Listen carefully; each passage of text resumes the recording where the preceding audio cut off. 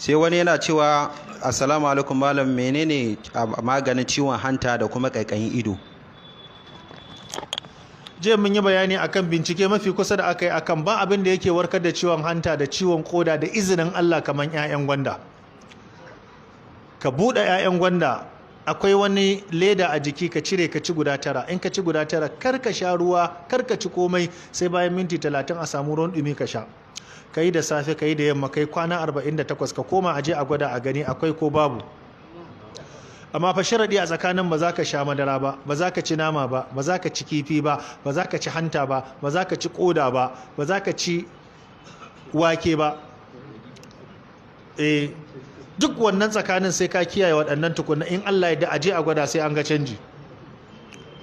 Amma fa 'ya'yan gwanda in kuma namiji yana ci fa babu ciwo a jikinsa, shi kuma yana hana aihuwa ne.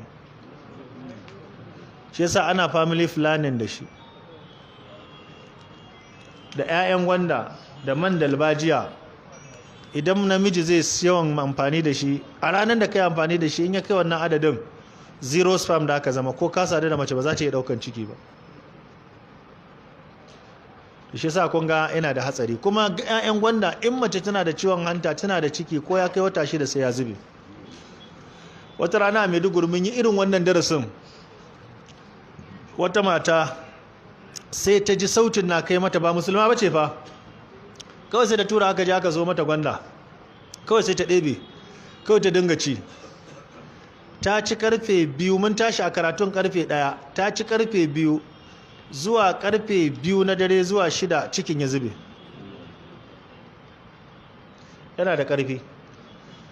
To mai ciwon hanta zai iya busar da ganyen 'ya'yan gwanda, ka busar da shi a inuwa, ka ɗauki cokali ɗaya da safe da yamma kana amfani da shi, ka ga ikon Allah. Nika shi za a yi. Wato ciwon hanta suka ce ko da hantan ta yi dameji, Allah yana ba ta lafiya. Akwai mutanen da a waya muka yi magana da su, ta ce min ita mace ce, na ce doka na mace sai da miji, ta ce a yi haƙuri, ita tsohuwa ce, ta je an ce tana da ciwon hanta. Na ce ta san gwanda, ta ce suna da gwanda, tana wani gari ana ce masa Keffi, hanyar Abuja.